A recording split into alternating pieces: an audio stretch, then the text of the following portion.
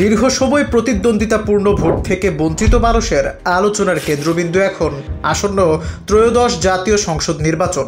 রাজনীতির মাঠ থেকে চায়ের আড্ডা, সবখানেই এখন ভোটের আলোচনা। তবে জামায়াত সহ কয়েকটি দলের পিয়ারের দাবিতে আন্দোলন এবং জুলাই সনদ বাস্তবায়ন নিয়ে তৈরি হয়েছে মতবিরোধ। নির্বাচন ঘিরে সময়সীমা নিয়েও চলছে সংশয়। যদিও প্রধান উপদেষ্টা ডক্টর মোহাম্মদ ইউনূস ঘোষণা দিয়েছেন আগামী ফেব্রুয়ারির প্রথমার্ধেই হবে জাতীয় নির্বাচন কমিশনও শুরু করেছে প্রস্তুতি। সম্প্রতি জাতিসংঘে দেয়া বক্তব্যে প্রধান উপদেষ্টা বলেন, আন্তর্জাতিক মহল নির্বাচন ঠেকাতে অর্থ ঢালছে, নতুন আলোচনার জন্ম দিয়েছে।